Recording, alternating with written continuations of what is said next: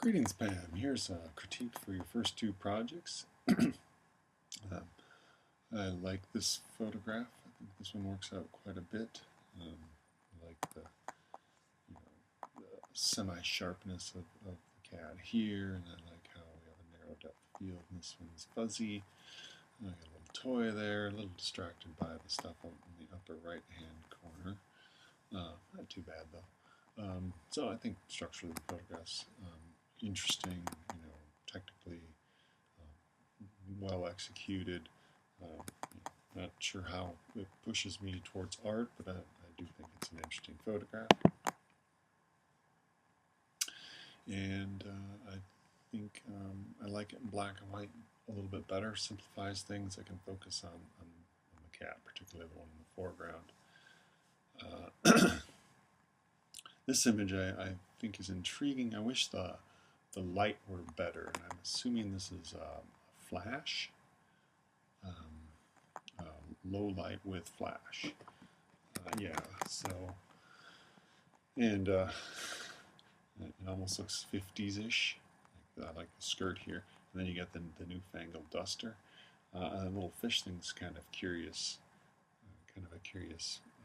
So it becomes the focal point here, and this is nice. I'm trying to decide if I should crop out this vase or not. I don't know if it adds anything. Actually, I probably would crop out that vase, crop it to right about here, and just put a little bit more emphasis on the dialogue of these objects. But again, I think it needs, if you were to use a slower shutter speed, you could have got more ambient light, because you have this harsh shadow here, kind of a harsh shadow here. Oh, this must be light bouncing off of this. I mean, secondary here. Here we have a really hard shadow.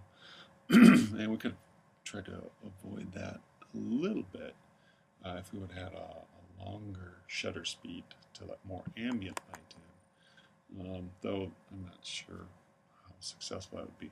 It's like I like all the pieces of here. I'm not quite sure if they're assembled appropriately. So this image, I think, is interesting, but needs some more work. And I don't know if grayscale really changed. I actually like it better in color. This image panning, technically he's done pretty well. He's fairly sharp. I do like how the background kind of goes blurry. I like his facial expression. Seems pretty intense, especially with his lightsaber, whatever it is. So, I think it works pretty well for exercise. Again, it does leave me with some questions. It does make me curious, and it makes me kind of want to see more. So I think that's good. I don't think it's necessarily a great standalone image, but certainly could be a very good image, a supportive image, and a larger body of work. I like the more natural one as opposed to the Photoshop-ish one. It's just, to me, it takes it all out of the realm of photography and becomes this sort of digital artifact, and it's less about photography. Not that art has to be about photography, but I don't know. Maybe I have some biases. I'm just not as engaged with this manipulation of the image. I like this. Well, actually, I think it's pretty nice. It's very interesting, and this wine glass and this sort of funky pattern back here. And I actually really like this little seam back here, which is just a little bit rough. Everything else looks so crisp and perfect, and the table and clean glass, and then you have this nice little rough seam here. And it's a very small, subtle part of the photograph, but I think it adds a nice touch to it, to the image. So I like that one. Again, I like the previous grayscale version as opposed to the a little bit too manipulated image here. So, okay, so that's that.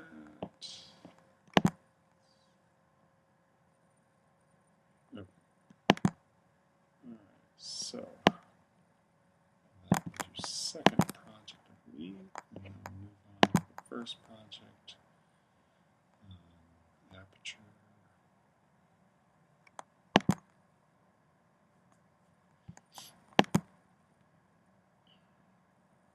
Yeah, I really like this image. I think it could be lightened up just a little teeny bit, but maybe it's just it's probably just my screen.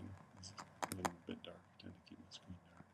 No, I like this photograph here. I like how it's broken up in the mirror, and I like the almost Picasso-esque-ness of the face. I like to focus on the face, and I don't mind the stuff being blurry. That might be interesting to see how it looked like with this stuff sharp and the face sharp. That might be interesting to play with and explore, but I think it works this way too.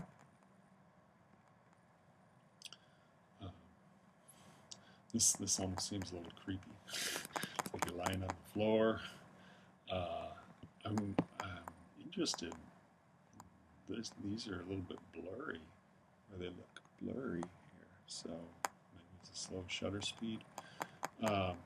It's a very odd angle for the image. I don't know if I flipped it around, if it's better or more interesting. But I think it's a good photograph. I like the texture of the hair. So I think that's an interesting image. This one seems a little bit more snapshot-ish, and that's not always bad in contemporary photography world. Nice little dialogue between you and the cat. You're looking. You seem a little soft too, though. I mean, it'd be better if we could get that a little bit sharper. So I think it's this photograph. I think has the potential to function maybe in a larger body of work as a standalone image, really grabbing my attention. It's okay, but it's not really pushing things in that manner. But photographs don't always have to be successful. Quite often they do rely on a more extended body of work to do that. I really like this photograph. I just wish the cat was a little bit sharper, and maybe that you back here a little bit fuzzier. But I like the overall composition of the image, and I think it's works pretty well. Just minor technical things, and maybe that's just the cat moving. Maybe it actually looks fairly in focus here. It might have just moved its head if the exposure was a little bit long. But take it again and again and again, and it might get to be what you need. I do like that you did crop it out. I think that information up above was distracting, and I think this is better. So, all right, well, there's some thoughts on those first two projects. We'll move on. We can critique someone else.